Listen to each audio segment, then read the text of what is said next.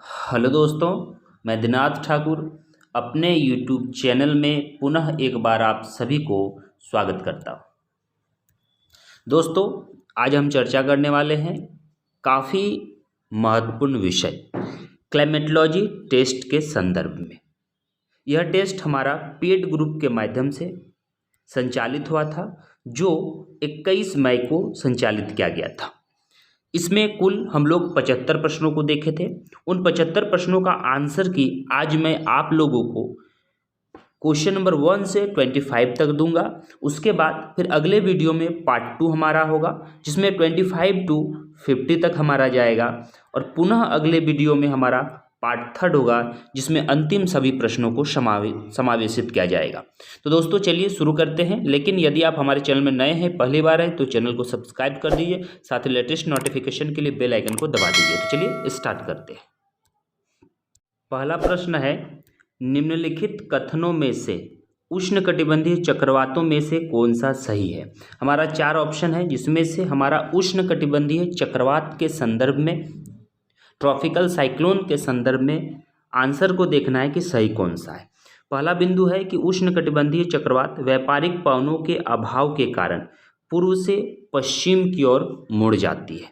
ध्यान दीजिएगा कि उष्णकटिबंधीय चक्रवात व्यापारिक पवनों के अभाव के कारण पूर्व से पश्चिम की ओर मुड़ जाती है। दूसरा ऑप्शन है, उष्णकटिबंधीय चक्रवात उष्णकटिबंधीय क्षेत्र के विनाशकारी खतरे नहीं हैं। तीसरा है, उष्णकटिबंधीय चक्रवात ITCZ के निकट पैदा होती हैं। और चौथा है, उष्णकटिबंधीय चक्रवात भूमि क्षेत्र के गुजरने पर कमजोर पड़ने लगती हैं। ध्यान दीजिएगा, ये हमारा पूछा जा रहा है कि कौन सही नहीं है। थोड़ा सा क्वेश्चन को मैं सुधार कर रहा हूँ कि इसमें पूछा जा रहा है कि कौन सही नहीं है। यहाँ पर मेरा छूट गया है, कौन सही नहीं है अगर ये पूछा जा रहा है, तो इस संदर्भ में आप बात कीजिएगा कि उष्णकटिबंधीय चक्रवात व्यापारिक पवनों के अभाव में पूर्व से पश्चिम की ओर मुड़ती है। ये सही स्टेटमेंट है। उष्णकटिबंधीय चक्रवात क्षेत्र के विनाशकारी खतरे नहीं, ये गलत है।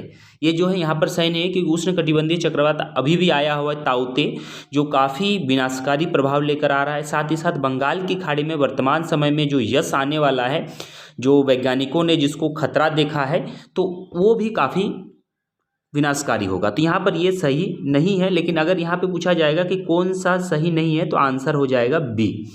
उसके बाद है कि ITCZ के निकट पैदा होती, ये भी बात सही है। और उष्णकटिबंधीय चक्रवात भूमि क्षेत्र के गुजरने पर कमजोर हो जाता है, यानी कि ये जलीय क्षेत्र में ज़्यादा ताकतवर होता है, क्योंकि वहाँ उनको आर्द्रता मिलता है। और जैसे जैसे ये समुद्री क्षेत्रों से दूर जाएगा, तो इसमें जो आर्द्रता वह घटते जाता है, और फिर ये बरसात जो है कम करता है, खतरा कम कर देता है, कमजोर पड़ने लगता है। दूसरा हमारा प्रश्न आता है, निम्नलिखित में से कौन सा सुलेमित नहीं है। ध्यान दीजिए कि निम्नलिखित में से कौन सा सुलेमित नहीं है, यानी कि सही मिलान नहीं किया गया है। ठीक है, इसको ध्यान देना है आप लोगों को। इसके बारे में डिटेल्स बताऊंगा एक एक क्वेश्चन का। तो यहाँ पे ध्यान दीजिए, वान एलन विकिरण मेखला, ये हमारा बहिर्मंडल, जहाँ पर जिसे हम चुंबकीय मंडल कहते हैं, वायुमंडल के लेयर से ये प्रश्न उठाया गया है।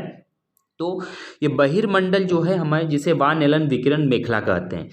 एप्लेटन परत, ये हमारा F परत को, जिसे जो आयन मंडल का F परत है, उसे हम लोग एफ्लेटन परत कहते हैं। उसके बाद आपका आता है कैनली हेविसाइड परत, जिसका यहाँ पे दिया हुआ है D परत। और लास्ट है मौसमी घटनाओं का छत। तो मौसमी घटनाओं का छत हमारा ट्रोपोपॉज होता है, या फिर कहें कि हम ट्रोपोस्फेयर जब पढ़ते हैं, तो ट्रोपोस्फेयर में हम लोग देखते हैं कि विभिन्न प्रकार की मौसमी घटनाएं घटित होती हैं। तो ट्रोपोस्फेयर में विभिन्न प्रकार की मौसमी घटनाएं घटित होती हैं। उसी का जो ऊपर का हिस्सा 18 से 20 किलोमीटर का, जिसको हम लोग ट्रोपोपॉज कहते हैं। यानी कि ये भी सही है, ये भी सही है, और ये भी सही है। लेकिन यहाँ पे देखिए क्वेश्चन पूछ रहा है कौन सा सुलेमित नहीं है। तो कौन सा सुलेमित नहीं है, तो ये कैनली हेविसाइड जो है, ये सुलेमित यहाँ पर आपका नहीं है। क्योंकि कैनली हेविसाइड के संदर्भ में अगर हम बात करें सिर्फ, तो ये आपका ई परत में होता है। ध्यान दीजिए, कैनली हेविसाइड की यदि हम बात करें, तो ये हमारा किस में होता है, ई परत में होता है, ई लेयर में होता है, जो आयन मंडल का है। और इसका विस्तार 99 से लेकर 230 तक माना गया है। ठीक है, ध्यान दीजिए, 99 से लेकर 230 तक इसका विस्तार माना गया है, किलोमीटर ऊंचाई तक। ठीक है, चलिए, इसका मतलब इसका आंसर जो है सुलेमित नहीं है, सी। आगे बढ़ते हैं। तीसरा सवाल हमारा है कि वायुमंडल जो है किस आधार पर दो मुख्य परतों होमोस्फीयर और हेट्रोस्फीयर में विभाजित है। ध्यान दीजिए कि होमोस्फीयर और हेट्रोस्फीयर में जो विभाजन किया गया है किस आधार पर किया गया है। तो हम सभी जानते हैं कि सामान्य तौर पर एक रासायनिक संगठन के आधार पर उसका विभाजन होता है, जिसमें हम लोग होमोस्फीयर और हेट्रोस्फीयर कहते हैं। ठीक है, होमोस्फीयर और हेट्रोस्फीयर कहते हैं, और ये रासायनिक संगठन के आधार पर होता है, जिसमें होमोस्फीयर जो है ये सागर तल से 90 किलोमीटर, ध्यान दीजिए होमोस्फीयर सागर तल से आपका 90 किलोमीटर की ऊंचाई तक, जबकि जो हेट्रोस्फीयर जिसे हम कह रहे हैं ये 90 से लेकर आपका लगभग 10,000 किलोमीटर तक की ऊंचाई में फैला हुआ है। तो ये दो काफ़ी महत्वपूर्ण बिंदु है कि होमोस्फीयर सागर तल से 90 किलोमीटर और हेट्रोस्फीयर जो है आपका 90 से 10,000 किलोमीटर की ऊंचाई तक फैला हुआ है। चौथा प्रश्न हमारा आता है, काफ़ी महत्वपूर्ण है चौथा प्रश्न, कि एनीमोमीटर, ध्यान दीजिए एनीमोमीटर निम्नलिखित में से किसका माप किया जाता है। एनीमोमीटर में निम्नलिखित में से किसका मापन किया जाता है, माप किया जाता है। काफ़ी इंपॉर्टेंट है। इसमें 4 ऑप्शन है, वायुदाब, वायु की दिशा, समुद्र तल से ऊंचाई और सागरीय गहराई। तो आपको मैं आंसर बता दूं कि इसका जो आंसर है, वायु की दिशा को ज्ञात करने के लिए इस एनीमोमीटर का प्रयोग किया जाता है, एनीमोमीटर यंत्र का प्रयोग किया जाता है। वायुदाब में हम लोग क्या करते हैं, तो वायुदाब जो है बेरोमीटर से मापते हैं। ठीक है, वायुदाब जो है ये हम लोग बेरोमीटर से मापते हैं। ठीक, वायुदाब किस में मापते हैं, बेरोमीटर से मापते हैं। समुद्र तल की अगर हम कहें कि ऊंचाई को मापना हो तो इसको कहते हैं अल्टीमीटर। ठीक है, इसको क्या कहते हैं हम लोग, समुद्र तल की ऊंचाई को हम लोग कहते हैं अल्टीमीटर। ठीक है, आप लोग ध्यान दीजिएगा, काफ़ी इंपॉर्टेंट बिंदु में बता रहा हूँ कि समुद्र तल से ऊंचाई को मापने के लिए अल्टीमीटर, जिसे हम तुगंता मापी भी कहते हैं हिंदी में। साथ ही साथ आपको बता दूं कि सागरीय गहराई को अगर हमें मापना हो तो इसे हम लोग कहते हैं फेदोमीटर। ठीक है, सागरीय गहराई जो है फेदोमीटर में मापते हैं। तो कुल जो है एनीमोमीटर वायु की दिशा का ज्ञात करता है, वायु की दिशा को बताता है। चलिए अब आगे बढ़ते हैं। 5वां सवाल हमारा है, निम्नलिखित में से कौन सा सूर्य की रोशनी को अधिक परिवर्तित करता है। देखिए यहाँ पे काफ़ी इंपॉर्टेंट प्रश्न है कि सूर्य की रोशनी को सबसे अधिक परिवर्तित कौन करता है। कहने का मतलब है हम आपको पूछ रहे हैं अल्बिडो हम पूछ रहे हैं। ठीक है, हम क्या पूछ रहे हैं आपसे हम पूछ रहे हैं अल्बिडो क्या है, अल्बिडो किसका से ज़्यादा होता है। तो हम सभी जानते हैं और हमेशा से पढ़ते आए हैं कि ताज़ा बर्फ़ का अल्बिडो ज़्यादा होता है। अल्बिडो क्या होता है, तो अल्बिडो होता है कि कितना रिफ्लेक्ट कर रहा है, यानी कि जो लघु तरंग आ रहा है आसमान से हमारा सूर्य से, और ये जो धरातल पर टकराता है तो ये दीर्घ तरंग के रूप में विस्थापित हो जाता है। तो यहाँ पर विस्थापन को हम कहते हैं अल्बिडो। तो धरातल में अगर देखा जाए तो सबसे ज़्यादा अल्बिडो किसका होता है, तो ताज़ा बर्फ़ का लगभग जो है 80% के आसपास इसका अल्बिडो होता है। सबसे ज़्यादा अल्बिडो आपका जो है 80% पाया जाता है ताज़ा बर्फ़ का। उसके बाद फिर आप नॉर्मल बर्फ़ बात कर लें, संगमरमर का चिकनी सतह की बात कर लें। ठीक है, और इसके साथ साथ हम लोग धान का फसल, इस सब में कम होता है। मरुस्थल का भी काफ़ी अधिक होता है, यहाँ से भी रिफ्लेक्ट करता है, लेकिन ताज़ा बर्फ से काफ़ी कम होता है। अगला प्रश्न हमारा आता है, जो हमने कोशिश किया है कि आपको कुछ कथन और कारण को सेट करें। कथन और कारण, 2 कथन दिया हुआ है, इसके हिसाब से हमें सही उत्तर का चयन करना है। पहला कथन हमारा कह रहा है, क्या कह रहा है पहला कथन कह रहा है कि सूर्य की छोटी तरंगे पृथ्वी से आसंकी रूप में प्रवेश करता है और वायुमंडल को उष्मित करता है। ध्यान दीजिएगा कि सूर्य का जो हमारा छोटा सा तरंग है, जिसे हम परावैंगनी तरंग कहते हैं, ये वायुमंडल में प्रवेश करता है और ये हमारे वायुमंडल को गर्म करता है। दूसरा कथन है कि सूर्य से उष्मित पृथ्वी की सतह विस्तारित तरंगे उत्पन्न करती है, यानी कि फिर ये जो पृथ्वी पर सतह पर टकराता है, टकराने के बाद उसका विस्तार अधिक हो जाता है, जो परस्पर प्रभाव डालती है और वायुमंडल को उष्मित करती है। बात सही है, हम लोग सभी जानते हैं कि जो लघु तरंग सूर्य से आता है ये धरातल पर, तो यहाँ धरातल में लघु तरंग जो आपका प्रवेश कर रहा है, ध्यान दीजिएगा कि धरातल में जो लघु तरंग प्रवेश कर रहा है, तो इसके कारण हमारा जो यहाँ पर है गर्म नहीं हो रहा है, बल्कि यहाँ से ये रिफ्लेक्ट जो कर रहा है दीर्घ तरंग लॉन्ग एल वेव। ठीक है, लॉन्ग वेव जिसको हम लोग कहते हैं, लॉन्ग वेव जिसको कहते हैं, तो दीर्घ तरंग के रूप में। तो ये जो रिफ्लेक्ट कर रहा है, इससे हमारा क्या हो रहा है, धरातल या वायुमंडल जो है उष्मित हो रहा है। तो दोनों ही स्टेटमेंट यहाँ पर सही है कि एक तो कह रहा है कि हमारा दीर्घ तरंग के रूप में लघु आसंकी तौर पर ये आता है, वायुमंडल को उष्मित करता है, और साथ ही साथ ये जब रिटर्न होता है तो काफ़ी और तरंग उत्पन्न करता है, जिससे प्रभाव होता है और वायुमंडल गर्म होता है। यानी कि यहाँ पर कहें तो हमारा कथन ए और कथन दो दोनों ही सही है। ठीक है, काफ़ी इंपॉर्टेंट है कि कथन ए और कथन दो दोनों ही सही है। चलिए, अब 7वां नंबर का प्रश्न हमारा है कि जलवायु परिवर्तन, ध्यान दीजिएगा, ये भी काफ़ी इंपॉर्टेंट प्रश्न है, और जितने भी प्रश्नों को मैंने समावेशित किया है सभी प्रश्न काफ़ी इंपॉर्टेंट है, तो आप लोग इसे ध्यान दीजिए। साथ ही साथ अगर आप नए हैं, चैनल में पहली बार है, तो चैनल को जरूर सब्सक्राइब कर लीजिए, क्योंकि इसी प्रकार मैं आप लोगों के लिए निरंतर कुछ नए नए प्रश्नों को लाते रहता हूं। चलिए, जलवायु परिवर्तन के निम्न सिद्धांत में से कौन सा एक सूर्य के क्रोड का फैलाव और संकुचन से संबंधित है। यानी इतना सारा सिद्धांत है हमारा, सिम्पसन का सिद्धांत, कार्बन डाइऑक्साइड का सिद्धांत, सौर विकिरित ऊर्जा सिद्धांत, सौर कलंक सिद्धांत, इसमें से कौन सा ऐसा सिद्धांत है जो सूर्य का जो कोर है, क्रोड है, उसके फैलाव और उसके संकुचन से संबंधित है। ठीक है, तो उससे संबंधित है, तो ये हमारा है सौर कलंक सिद्धांत। ध्यान दीजिए, जिसको हम लोग hot spot theory, sun spots कहते हैं। ठीक है, सॉरी, सन स्पॉट्स इसको हम लोग कहते हैं, ये हमारा जो है सन स्पॉट कहते हैं। तो सन स्पॉट थ्योरी हमारा है ये, और ये सौर कलंक जिसे हम लोग कहते हैं, और इसके कारण जो है हमारा सूर्य का जो है वृद्धि होना, उसका संकुचन होना, सभी क्रियाएं, जब ये सौर कलंक काफ़ी अधिक मात्रा में विच्छेदित हो जाता है तो इसका मतलब है कि सूर्य ज़्यादा गर्म होगा, और जब ये संकुचित हो जाता है तो सूर्य का गर्मी घट जाता है। ठीक है, और इसके जो सूर्य का बाहर जो एरिया है, कोरोना जिसको हम लोग कहते हैं, ये लगभग 6000 डिग्री सेल्सियस इसका जो है टेम्परेचर पाया जाता है इसमें। ठीक है, उसका जो बाहर का कोरोना है उसमें। चलिए, इसका मतलब आंसर जो है 7 का डी होगा। 8वां क्वेश्चन है हमारा आइसोनोमल्स। ठीक है, आइसोनोमल शब्दावली का तात्पर्य है, आइसोनोमल शब्दावली का तात्पर्य है। तो यहाँ पे ध्यान दीजिएगा कि आइसोनोमल हम लोग किसको कहते हैं। अगर हम कहें कि समान वायदा विषमता स्थानों को मिलाने वाली रेखा, समान वार्षिक वर्षा, समान सापेक्षिक आर्द्रता, तो यहाँ पे देखिए समान तापीय विषमता को मिलाने वाली रेखा जो है ये हमारा यहाँ पर होता है। ध्यान दीजिए कि समान हमारा क्या है, तो समान तापीय विषमता को मिलाने वाली रेखा हमारा कहलाता है आइसोनोमलस। ठीक है, आइसोनोमलस कहलाता है। आइसोक्लाइन क्या होता है, एक शब्द हम लोग जानते हैं कि जहाँ चुंबकीय गहनता समान होता है तो उसको हम लोग आइसोक्लाइन कहते हैं।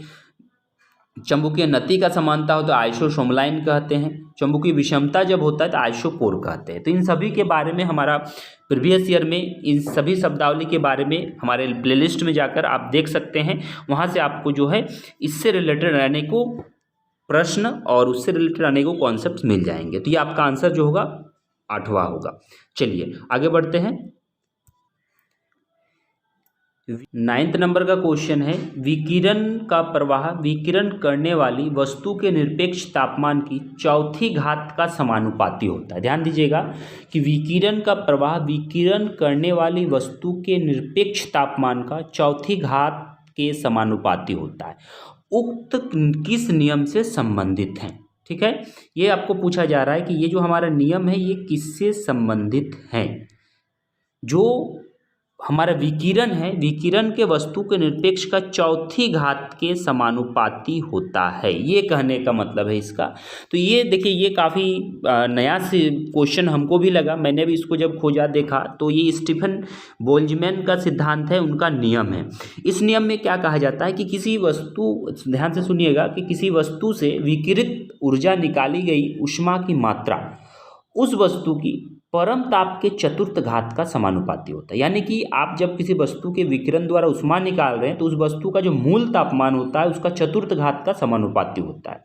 और उस पदार्थ अवशोषण के संबंध में बताता है कि वस्तु का प्रति वर्ग सेंटीमीटर के क्षेत्र द्वारा, मतलब 1 वर्ग सेंटीमीटर में, ध्यान दीजिए कि 1 स्क्वायर सेंटीमीटर द्वारा अवशोषण का दर जो है उस वातावरण के जिस वातावरण में 1 सेंटीमीटर वो अवशोषण कर रहा है उसका परम ताप का वो चतुर्थ घात का समानुपाती होता है। ठीक है, ये थोड़ा सा टफ है, तो इसको आप लोग और डिटेल से देखिएगा।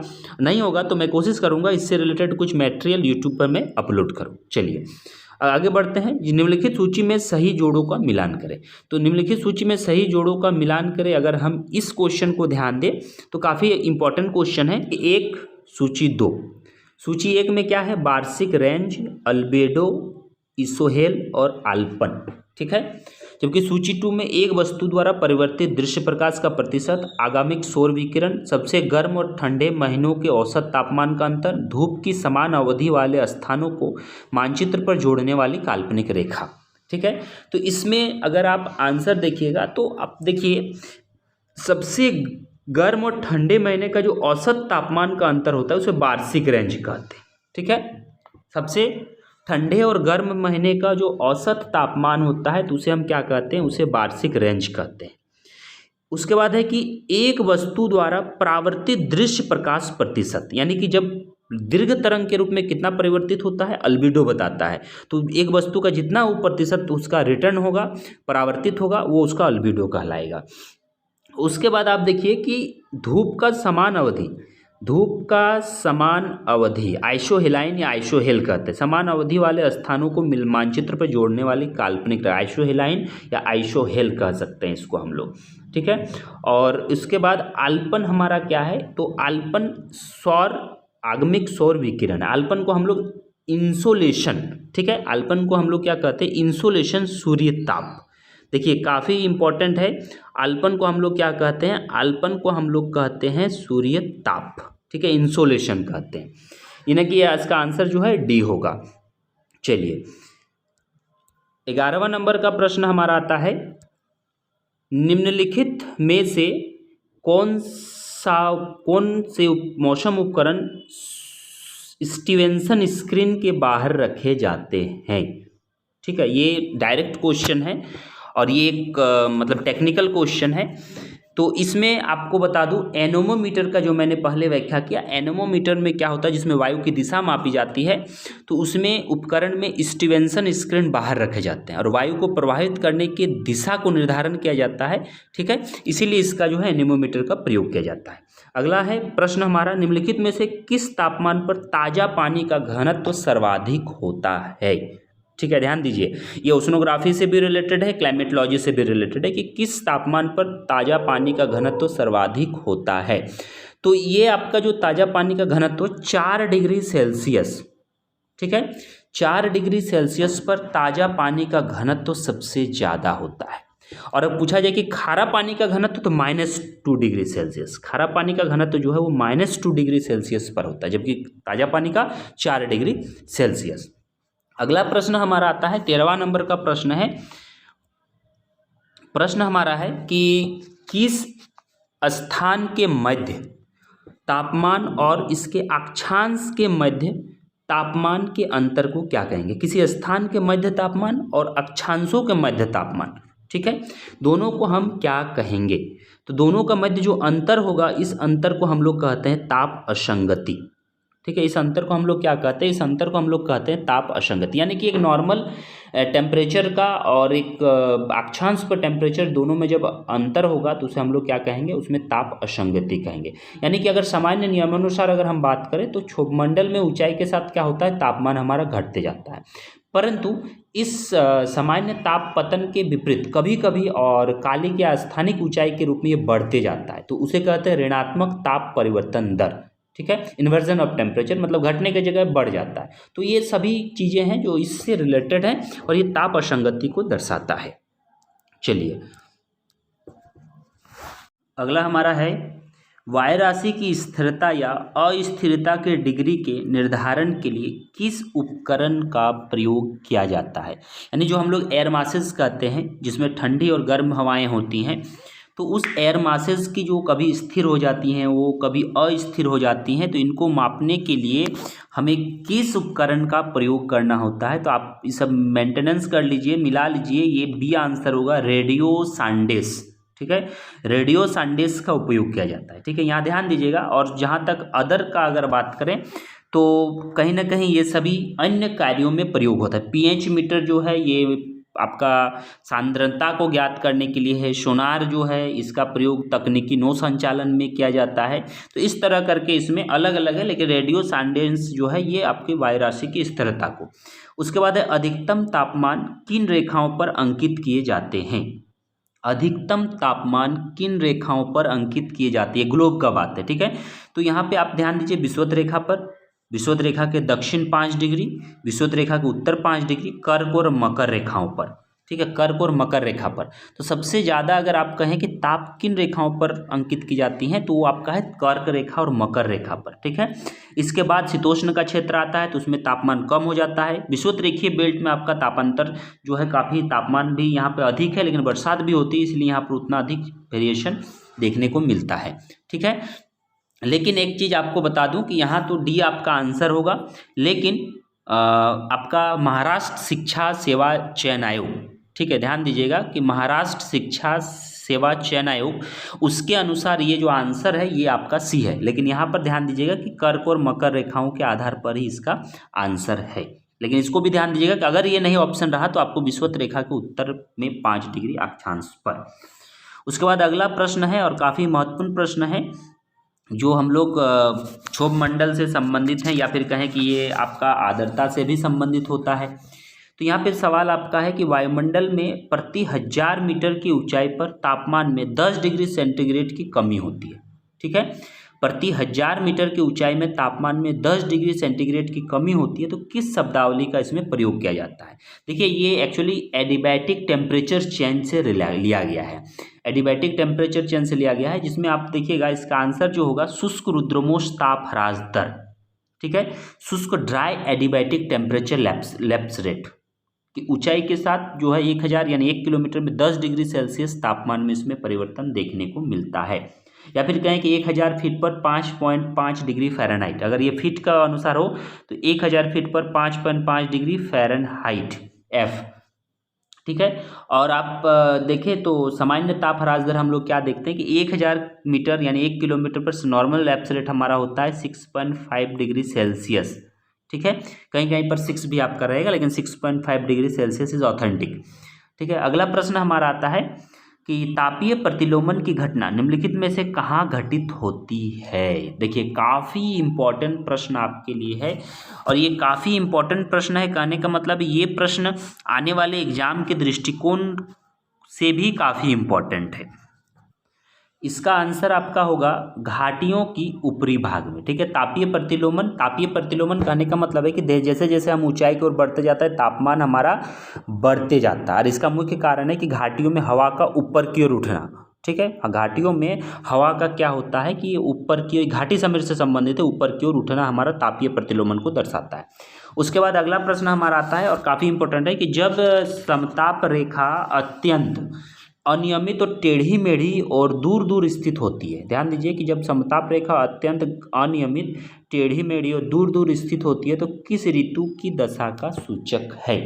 तो ग्रीष्म ऋतु में क्या होता है, जब आप मानचित्र को देखिएगा तो ग्रीष्म ऋतु में मानचित्र में जो समताप रेखाएं हैं वो काफ़ी अनियमित होती हैं, टेढ़ी मेढ़ी होती है, दूर दूर होती है, ठीक है। और समताप रेखा जो है ये ग्रीष्म ऋतु को इंगित करता है अनियमित तौर तरीके पर। और धरातल पर तापमान का जब हम कालिक वितरण को देखते हैं तो उसमें हमारा इसमें स्टडी आता है, और जनवरी और जुलाई को जो है ग्रीष्मकाल का मौसम उसमें दिखाया गया है, और उत्तरी गोलार्ध में जो है ताप प्रवणता अधिक देखने को मिलता है, ठीक है। टेम्परेचर ग्रेडेंट जिसमें तापमान में परिवर्तन होता है एकाएक, चाहे वो घटेगा या बढ़ेगा। तो इस तरह समताप रेखाएं पास पास भी होती है, लेकिन दक्षिण गोलार्ध में वो दूर दूर होती है, ठीक है, दक्षिण गोलार्ध में वो दूर दूर होती है, ठीक है। अगला प्रश्न हमारा आता है 19 नंबर का प्रश्न है, निम्न में से कौन सही सुलेमित नहीं है। ऊर्ध्वपातन, हिमनीकरण, वाष्पीकरण और संघनन, ठीक है। तो ऊर्ध्वपातन, वाष्पीकरण और हिमनीकरण और संघनन। ऊर्ध्वपातन हम किसे कहते हैं, तो ऊर्ध्वपातन हम लोग कहते हैं कि जब मतलब स्थिति बदलने के लिए आपका प्रति ग्राम स्थिति बदलने के लिए 680 कैलोरी अवशोषण होना चाहिए, ठीक है। ऊर्ध्वपातन का मतलब ये होता है कि जब हमारा गर्म हो रहा है तो उसको परिवर्तन होने के लिए, स्थिति को बदलने के लिए आपका 680 कैलोरी अवशोषित होना चाहिए ऊर्जा। हिमनीकरण का मतलब क्या होता है कि प्रति ग्राम हमारा 80 कैलोरी ऊर्जा का उत्पन्न होना, निर्मुक्त होना। ठीक है, वाष्पीकरण हम लोग क्या कहते हैं, तो वाष्पीकरण कहते हैं कि अवशोषित ऊर्जा सतह से निकलने के बाद वो आवश्यक गति के साथ ऊपर चल जाता है। तो यहाँ पे देखिए ऊर्जा का निर्मुक्त होना, तो और ऊर्जा का निर्मुक्त होना और संघनन में आपका है ऊर्जा का निर्मुक्त होने की क्रिया। तो संघनन में हमारा होता है ऊर्जा के नियुक्ति होने की क्रिया। वाष्पीकरण में हमारा क्या होता है कि जलवाष्प बनकर ये ऊपर चल जाता है। तो आपका जो है संघनन ठीक है, हिमनीकरण ठीक है और ये भी ठीक है। यानी ये पूछ रहा है कौन सही नहीं है, तो ये आपका हो जाएगा सी आंसर आपका यहाँ पर सही नहीं है। ECZ का पूर्ण नाम क्या है?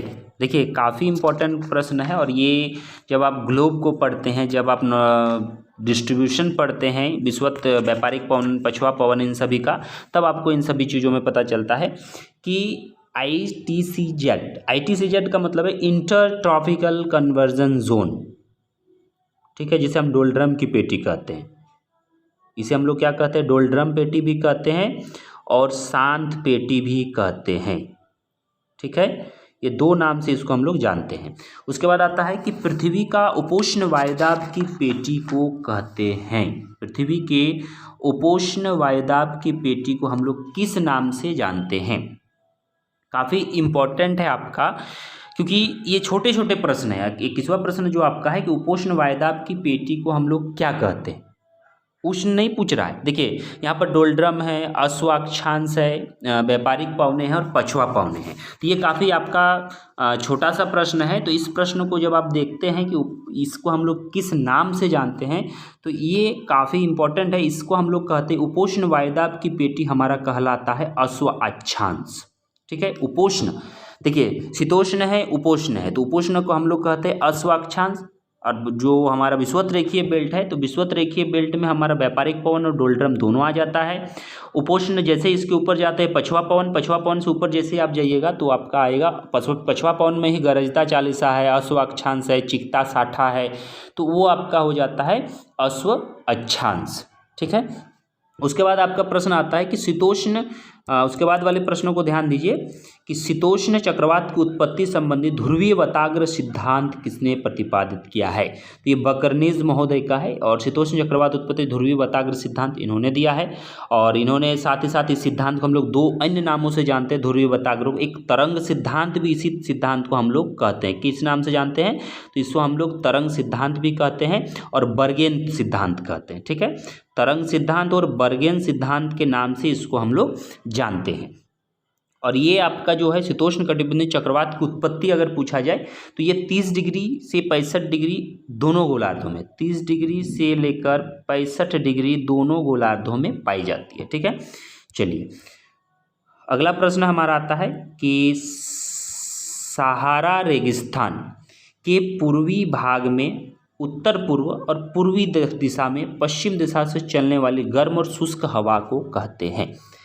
सहारा मरुस्थल के उत्तर पूर्वी भाग में उत्तर पूर्व, ठीक है, ये आपका अफ्रीका का हम एक छोटा मोटा मानचित्र बनाने का कोशिश करते हैं। ये हमारा मान लीजिए अफ्रीका है, तो अफ्रीका का ये जो बेल्ट है ये सहारा का बेल्ट है। तो यहाँ कह रहा है कि पूर्वी भाग में उत्तर पूर्व में, उत्तर पूर्व मतलब इस सेक्शन में आपका पूर्वी दिशा में, ठीक है, इसी डायरेक्शन में ही, यही डायरेक्शन में जो हवा चलती है इस जगह पर, उसको हम लोग किस नाम, पूर्वी डायरेक्शन से पश्चिम में, मतलब यहाँ से शुरू होता है इधर, तो उसको हम लोग जानते हैं कि उसको हरमंटन कहते हैं। यानी हरमंटन कहने का मतलब है डॉक्टर भी उसको हम लोग कहते हैं। ठीक है, और पश्चिम भाग में प्रवाहित होता है डॉक्टर विंड भी कहते हैं, और क्योंकि ये जो है वायु गिनी के तट को प्रवाहित करता है और वहाँ के निवासियों को आर्द्र मौसम की प्राप्ति होती है। यहाँ पर आपका गिनी का तट है, यहाँ पर जो है रहने वाले निवासियों को काफ़ी फायदा देता है, इसीलिए इसको हम लोग डॉक्टर भी कहते हैं।